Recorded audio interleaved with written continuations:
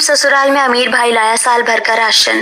घर में खाने के लिए और कुछ भी नहीं बचा, बस यही रोटी और अचार है। समझ नहीं आता कि कल से क्या होगा। गरीबी ने तो जैसे हमारी कमर ही तोड़ दी है। जो ईश्वर की मर्जी बहू, जब तक सांस है तब तक संघर्ष तो करना ही पड़ेगा। सीमा अपने ससुराल वालों के साथ उदास होकर रोटी अचार खा रही थी। तभी एक बड़ी सी ट्रक उनके घर के सामने आकर रुकती है। इंजन की गड़गड़ाहट से पूरा परिवार चौंक जाता है। रघुवीर हैरानी से बाहर की तरफ देखते हैं। हमारे इस गरीब घर के बाहर इतना बड़ा ट्रक क्या कर रहा है? पता नहीं कौन आ गया। सीमा, तू जरा बाहर जाकर देख तो, क्या बात है। सीमा अपना पल्लू सिर पर ठीक करती है और उठकर दरवाजे की ओर बढ़ती है। वो अपने घर का पुराना दरवाजा खोलती है। बाहर का नजारा देखकर वो हैरान रह जाती है। मजदूर साल भर का ढेर सारा राशन निकाल कर सीमा के छोटे से आंगन में रख रहे थे। अरे भाई, तुम लोग ये क्या कर रहे हो कि इतना सारा राशन हमारे घर में क्यों रख रहे हो? सीमा की आवाज सुनकर ट्रक के पास खड़ा लड़का मुड़ता है। उसे देखकर सीमा की आंखों में आंसू आ जाते हैं। अरे तुम यहाँ कैसे? एक गरीब घर में जहाँ खाने के लाले पड़े थे, वहीं ये लड़का साल भर का राशन लेकर क्यों आया था? आखिर ये लड़का कौन था और इसे देखकर सीमा की आंखों में आंसू क्यों आ गए थे? जानने के लिए चलिए कहानी में पीछे चलते हैं। भाई, बहुत लेट हो गया है, रात के 2 बज रहे हैं। अब तो सो जा, सुबह स्कूल भी तो जाना है। कमरे के एक कोने में एक छोटी सी टेबल पर शिवा पढ़ाई कर रहा था। दूसरी तरफ सीमा फर्श पर एक फटी हुई दरी बिछाकर अपना बिस्तर लगा रही थी। रात बहुत गहरी हो चुकी थी। नहीं दीदी, बस थोड़ा सा और, आप सो जाओ। आपको सुबह बहुत सारा काम होता है, मुझे ये चैप्टर पूरा करना है। अपना ख्याल भी तो रखना जरूरी है मेरे भाई। तू सोएगा नहीं तो बीमार पड़ जाएगा।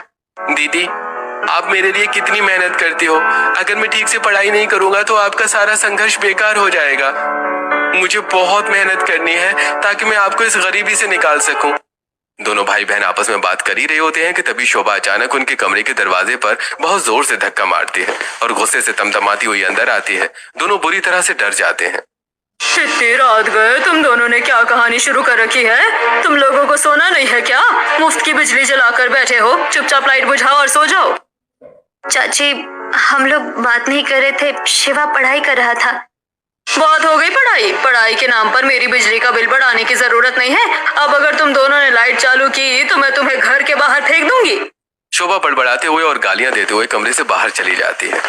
दीदी, चाची हमारे साथ कितना बुरा बर्ताव करती हैं। वो अपने बेटे को तो सब कुछ देती हैं, लेकिन हमारे साथ हमेशा जानवरों जैसा सलूक करती हैं। भाई देख, हमारे माता पिता हमें जल्दी छोड़कर चले गए। अब चाचा चाची का घर ही हमारा परिवार है। ज्यादा मत सोच। अगर तू और पढ़ेगा तो चाची फिर से डांटेंगी। चुपचाप सो जा। नहीं दीदी, आप सो जाओ, मैं मोमबत्ती जलाकर पढ़ूंगा। शिवा के पास सुनकर सीमा अंधेरे में सो जाती है और शिवा मोमबत्ती की रोशनी में देर रात तक पढ़ाई करती। अगली सुबह शिवा अपनी पुरानी और घिसी हुई स्कूल ड्रेस पहनकर तैयार होता है। शोभा उसके घर वाले डाइनिंग टेबल पर खाना खा रहे थे। शोभा ने सीमा और शिवा के लिए एक अलग छोटी सी टेबल पर खाना परोसा था। शिवा को बहुत तेज भूख लगी थी।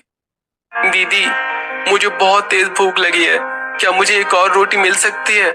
सीमा जानती थी कि अगर वो चाची से रोटी मांगेगी तो बहुत बड़ा तमाशा होगा, इसलिए वो बिना कुछ सोचे अपनी थाली की एक रोटी उठाकर शिवा की थाली में रख देती है। ले, ये मेरी रोटी खा ले। मुझे वैसे भी ज्यादा भूख नहीं है। मैंने सुबह ही उठकर खजूर खा लिए थे। मेरा पेट भरा हुआ है। दीदी, मुझे पता है आप झूठ बोल रही हो। आप हमेशा मेरा पेट भरने के लिए खुद भूखी रह जाती हो। नहीं भाई, सच कह रही हूँ। और तुझे तो पढ़ाई में बहुत दिमाग लगाना पड़ता है। तुझे ज्यादा खाने की जरूरत है, तू जल्दी से खा ले। शिवा अपनी दीदी की दी हुई रोटी खाने लगता है। तभी चाची शोभा वहाँ आ जाती है और शिवा को घूरने लगती है। बहुत हो गया तेरा ये स्कूल का चक्कर। इसे छोड़ और जाकर खेत में मजदूरी कर। कम से कम 2 पैसे कमा कर लाएगा तो हमारे सिर से बोझ कम होगा। चाची जी, आप मुझे ही हमेशा मजदूरी करने की क्यों बोलती हैं? आप अपने खुद के बेटे को क्यों नहीं बोलती? वो भी तो मेरी ही उम्र का है, आप उसे तो काम पर नहीं भेजती। ये सुनते ही शोभा आग बबूला हो जाती है। तेरी इतनी हिम्मत? मेरे ही घर की मुफ्त की रोटियां तोड़ रहा है, मेरे ही एहसानों पर पल रहा है और मुझे ही पलटकर जवाब दे रहा है। शोभा और शिवा की बहस होने लगती है। शोर सुनकर चाचा मनोज बाहर आ जाते हैं। क्या बात है शोभा, सुबह सुबह क्यों चिल्ला रही हो? देखिए अपने इस भतीजे को, मैं इसे खेत में काम करने को बोल रही हूँ तो ये मुझसे जुबान लड़ा रहा है। मेरे बेटे से अपनी बराबरी कर रहा है।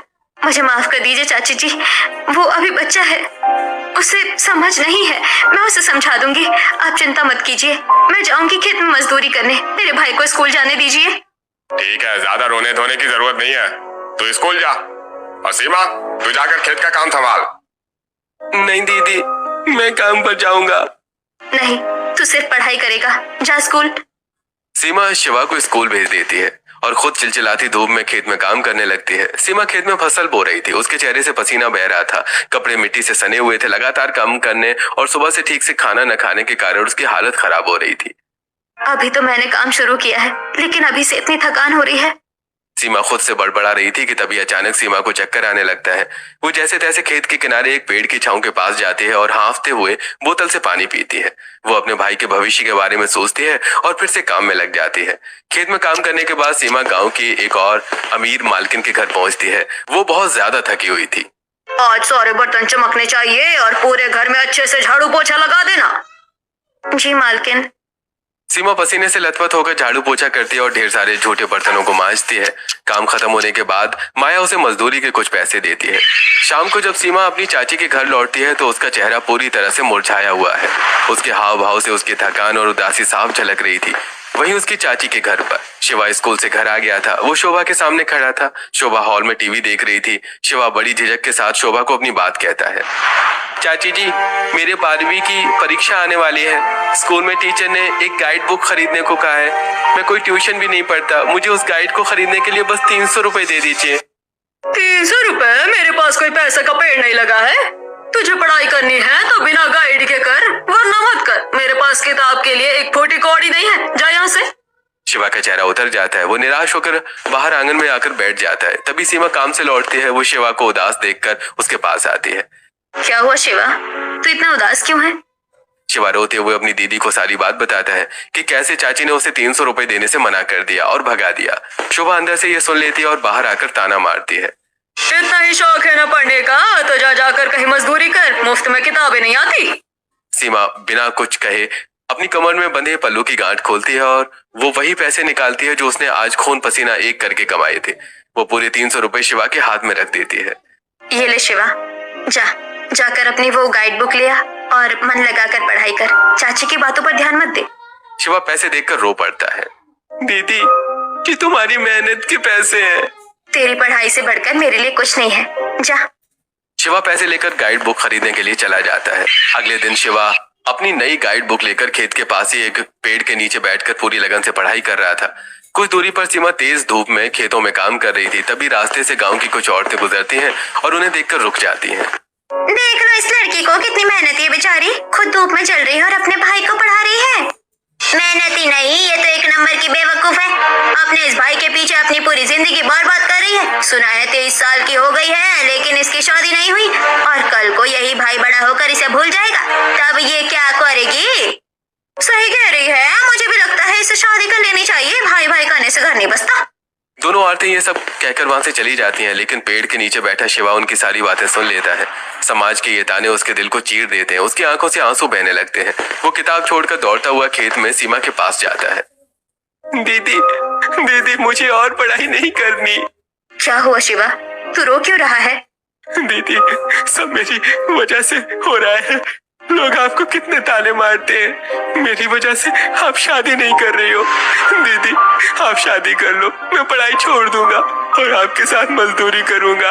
मैं आपके लिए बोझ बन गया हूँ। पागल हो गया है तू? लोगों का काम है कहना, तू मेरे लिए बोझ नहीं है, मेरी जिंदगी है। अगर हमारे माता पिता जिंदा होते तो वो भी यही चाहते कि तू पढ़ लिख कर एक बड़ा आदमी बने। मैं सिर्फ तुझे कामयाब देखना चाहती हूँ। मेरी शादी की चिंता तू मत कर, बस तू मुझे निराश मत करना। मैं आपको प्रॉमिस करता हूँ दीदी, मैं आपको कभी निराश नहीं करूंगा। इतना कहकर शिवा दिन रात पढ़ाई करने लगता है और बहुत ही मेहनत से 12वीं की परीक्षा देता है। देखते देखते कुछ वक्त गुजर जाता है और फिर उसका 12वीं का रिजल्ट आ जाता है। शिवा गांव की पगडंडियों पर पागलों की तरह दौड़ते हुए शोभा के घर के आंगन में पहुंचता है, जहां सीमा, शोभा और मनोज खड़े थे। दीदी, दीदी, मैंने 12वीं पास कर ली। मैंने पूरे जिले में टॉप किया है दीदी। शिवा की बात सुनकर सीमा खुशी से अपने भाई को गले लगा लेती है। शोभा और मनोज हैरान रह जाते हैं। तभी उनके घर के दरवाजे पर शिवा के स्कूल के टीचर आदित्य अंदर आते हैं। नमस्ते सीमा जी, आज तो आपके लिए बहुत बड़ी खुशखबरी है। आपके भाई शिवा ने कमाल कर दिया है। नमस्ते सर जी, क्या सच में मेरे भाई ने पूरे जिले में टॉप किया है? हाँ सीमा जी, आपके भाई ने पूरे जिले में टॉप किया है। उसने 99.7% स्कोर किए हैं।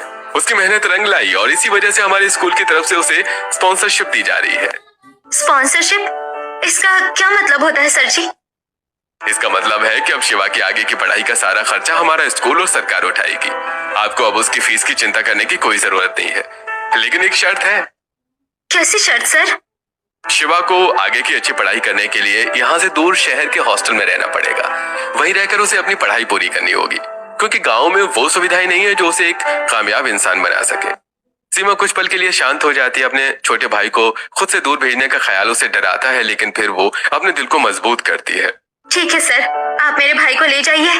मैं बस यही चाहती हूँ कि मेरा भाई पढ़ लिख कर एक कामयाब इंसान बने। मैं उसके रास्ते में नहीं आऊंगी।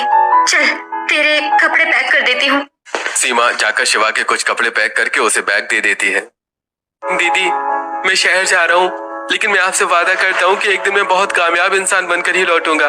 मैं आपके सारे दुख दूर कर दूंगा दीदी, आप मुझ पर भरोसा रखना।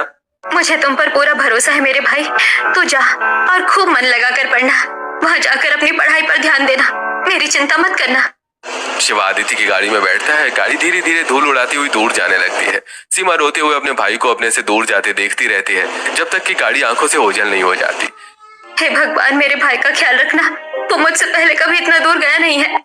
शिवा के जाने के कुछ दिन बाद शोभा कुछ नए लेकिन भड़कीले कपड़े लेकर सीमा के कमरे में आती है और बहुत ही निर्दयता से उन कपड़ों को सीमा की तरफ फेंकती है।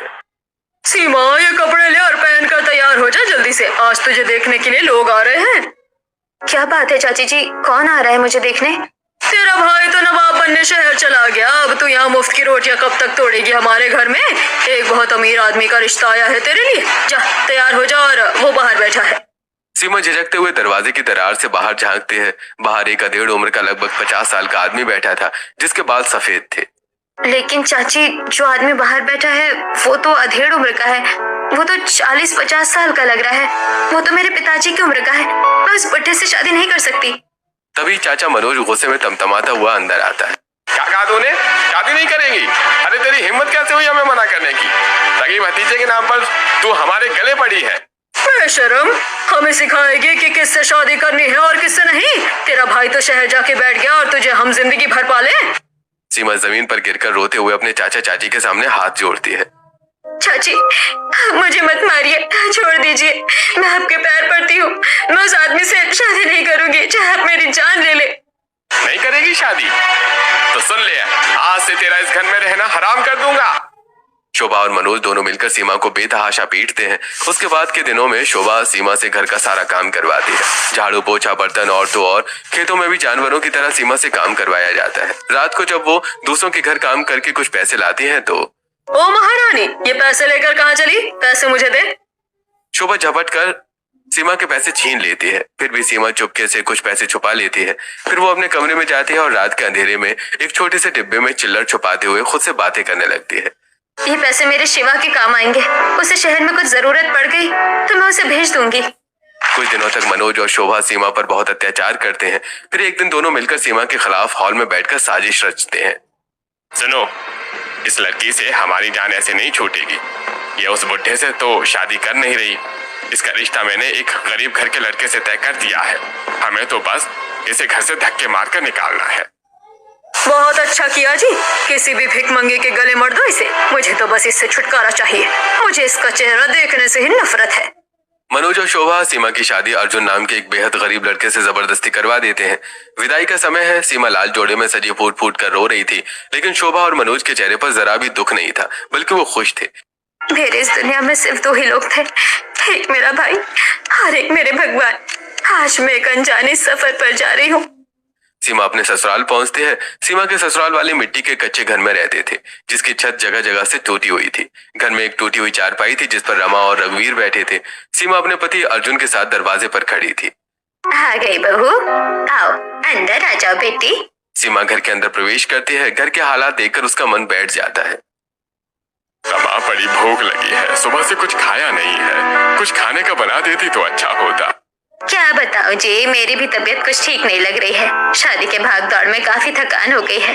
सीमा बहू, तू एक काम कर, कपड़े बदल कर तू कुछ खाने को बना दे और अपनी पहली रसोई कर ले।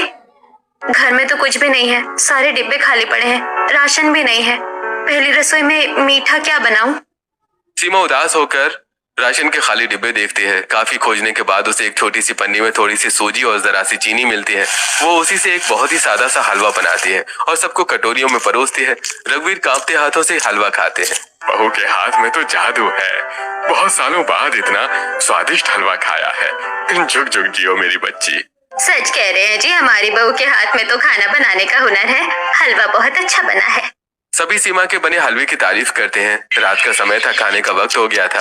सीमा अपनी सास रमा के पास जाती है। वो बहुत ही धीमी आवाज में रमा से पूछती है, माँ जी, रात के खाने में क्या बनाऊं? बेटा, घर में कोई खास राशन तो है नहीं। रसोई में जाकर देख लो, जो भी थोड़ा बहुत बचा हुआ है वही बना लो। वरना अर्जुन को बोलो, वो बनिए की दुकान से थोड़ा सा राशन लेकर आ जाएगा। रमा की बात सुनकर सीमा अर्जुन के पास जाती है। अर्जुन जी, घर में राशन खत्म हो गया है। रात का खाना बनाना है, आप थोड़ा राशन ले आइए। ठीक है, मैं अभी जाकर राशन लेकर आता हूँ। अर्जुन के पास थोड़े बहुत पैसे थे तो वो बनिए की दुकान पर जाता है और थोड़ा सा आटा और दाल खरीद कर ले आता है। सीमा, मेरे पास जो पैसे बचे थे मैं उसे ये ले आया, अब इसी से कुछ बना लो।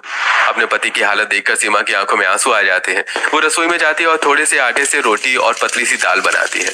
खाना बनाने के बाद वो सभी को दाल रोटी परोसती है। सब बिना कोई शिकायत के चुपचाप दाल रोटी खा लेते हैं और सो जाते हैं। अगली सुबह रमा के पड़ोसी के घर शिवा का फोन आता है। अरे रमा बहन, तुम्हारी बहू को उसके भाई ने कॉल किया है, जरा उसे बुलाओ, बोले बात कर ले। रमा सीमा को शिवा के फोन कॉल के बारे में बताती है। सीमा दौड़कर फोन उठाने जाती है। दूसरी तरफ शहर के हॉस्टल में शिवा हॉस्टल के फोन से अपनी बहन से बात करता है। दीदी, कैसी हो आप? सब ठीक है ना? शादी के बाद कैसा लग रहा है? शिवा का ये सवाल सुनकर सीमा खुद को रोक नहीं पाती है। उसकी आंखों से आंसू बहने लगते हैं। वो अपने आंसू को रोकते हुए अपनी आवाज में झूठी खुशी लाकर बात करती है। हाँ मेरे भाई, मैं बिल्कुल ठीक हूँ। तू कैसा है? तुझे पता है जीजा जी बहुत अच्छे हैं, मुझे बहुत खुश रखते हैं। ये तो बहुत खुशी की बात है दीदी। और बताइए, आज खाने में क्या खाया आपने? आज तो तुम्हारे जीजा जी बाजार से बहुत सारा पनीर लाए थे। मैंने बहुत ही स्वादिष्ट पनीर की सब्जी, पूरी और पुलाव बनाया था। हमने छक्कर खाया। मेरी छोड़, तेरी पढ़ाई कैसी चल रही है मेरे लाल? मैं बहुत मन लगाकर पढ़ रहा हूँ दीदी। मैं दिन रात एक कर दूंगा, बस आप अपना ख्याल रखना। सीमा शिवा से फोन पर झूठ कहती है ताकि शिवा बिना उसकी चिंता किए पढ़ाई पर ध्यान दे। थोड़ी देर बात करने के बाद फोन कट जाता है। फोन रखने के बाद शिवा अपने कमरे में जाकर एक छोटे से टेबल पर अपनी किताबों के बीच सिर गड़ाए पढ़ाई करने लगता है। तभी उसके दो दोस्त कमरे में आते हैं। अरे शिवा, तू क्या किताबी कीड़ा बन के बैठा रहता है यार?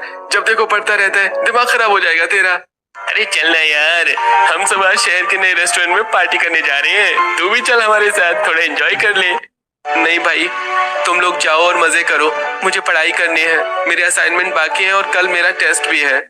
शिवा की बात सुनकर देव और शीनू मुंह बनाते हुए चले जाते हैं। उनके जाने के बाद शिवा अपनी किताब पर ध्यान देता है और मन ही मन सोचता है, अगर मैं इनके साथ गया तो मुझे भी पैसे खर्च करने पड़ेंगे। मेरे पास पैसे नहीं और दीदी ने मुझे यहाँ पढ़ने भेजा है, अय्याशी करने नहीं। मेरी दीदी ने मेरे लिए कितना कुछ सहा है।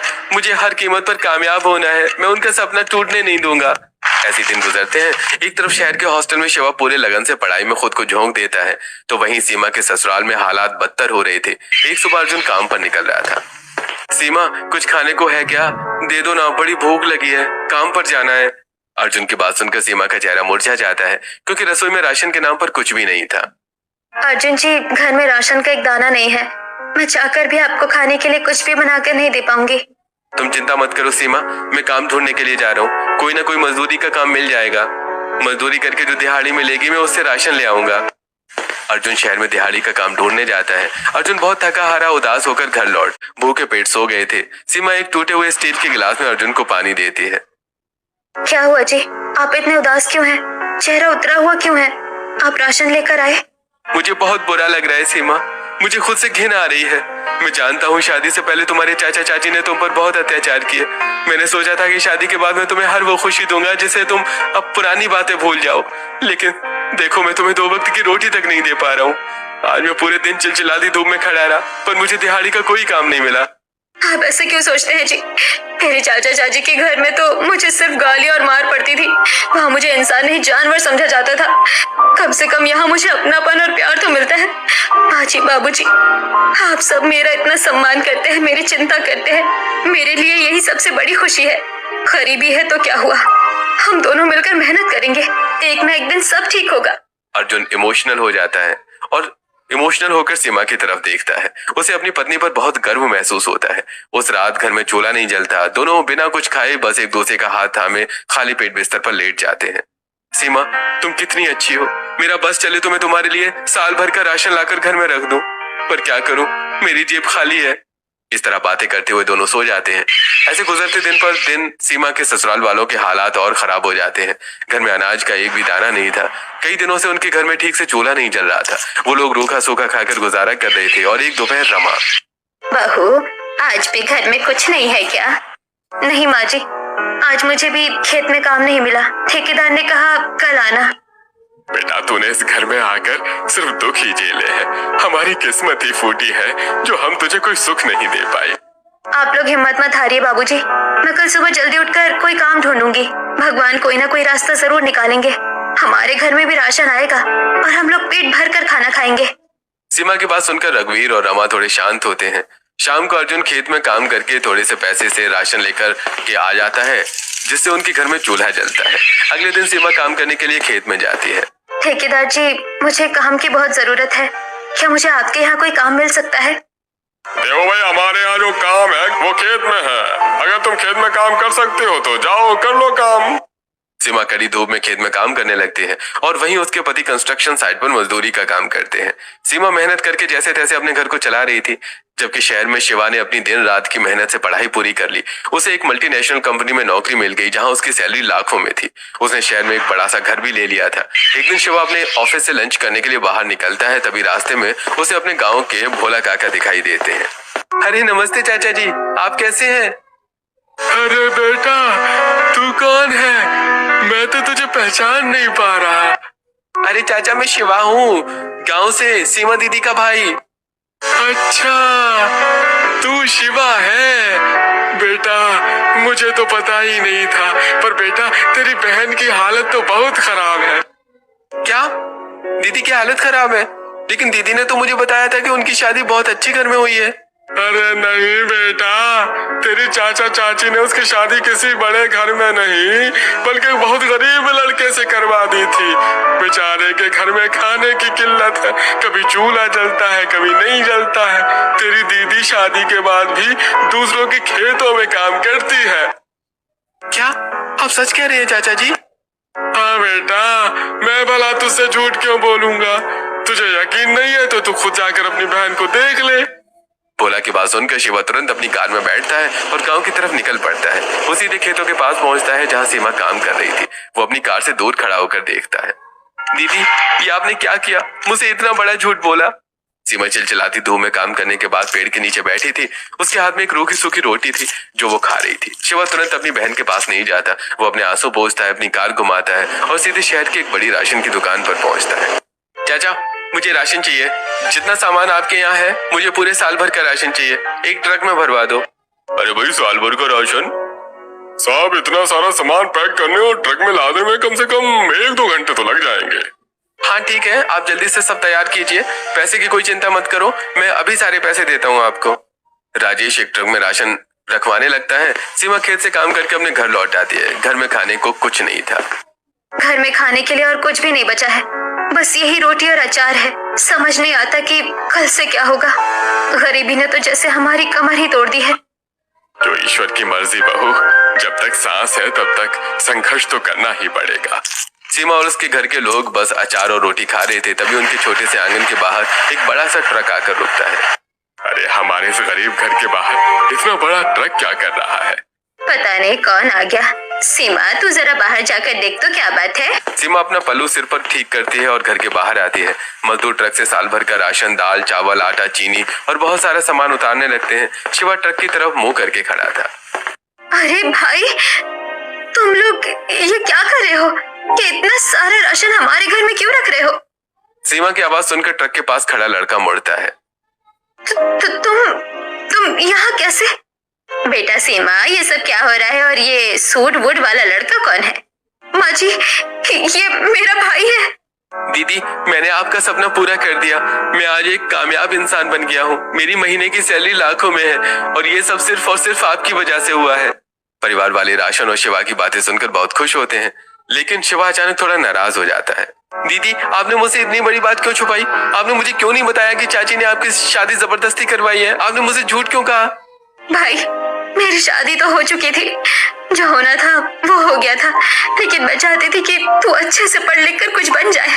अगर मैं तुझे अपनी गरीबी और तकलीफ बता देती तो तू सब कुछ छोड़कर मेरे पास आ जाता। मैं तेरा भविष्य खराब होते हुए नहीं देख सकती थी। जो हुआ सो हुआ, लेकिन अब मैं आपकी आंखों में एक भी आंसू नहीं आने दूंगा। दीदी, आप कहती थी ना कि जब मैं आऊंगा तो मुझे पनीर खिलाओगी। चलो, आज मुझे पनीर बनाकर खिलाओ। मैंने बहुत सारा पनीर भी मंगवाया है।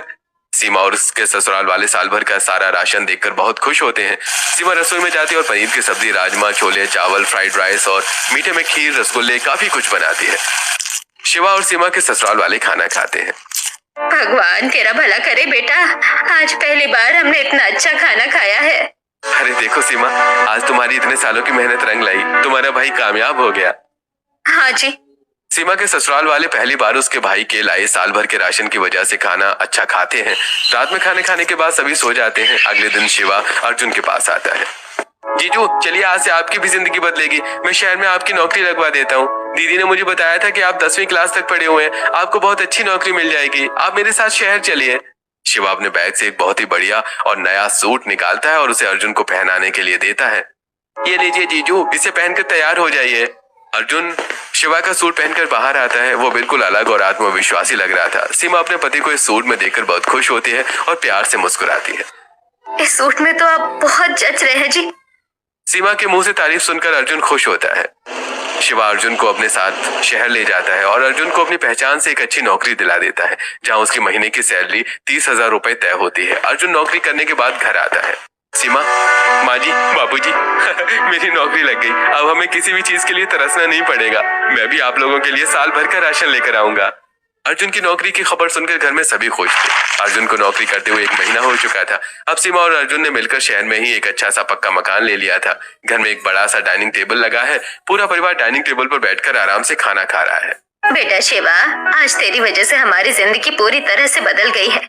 नहीं आंटी जी, मेरी वजह से नहीं, ये सब मेरी दीदी की वजह से हुआ है। अगर उन्होंने इतना संघर्ष करके भूखे रहकर मुझे नहीं पढ़ाया होता तो मैं आज कभी कामयाब इंसान नहीं बन पाता। शिवा की बात सुनकर सीमा की आंखों में खुशी के आंसू झलक आते हैं। वो अपनी जगह से उठती है और अपने भाई शिवा को प्यार से गले लगा लेती है। सीमा फिर से एक बार अपने भाई के लाई साल भर के राशन से अच्छा अच्छा खाना बनाती है और सभी खुशी से खाना खाते हैं।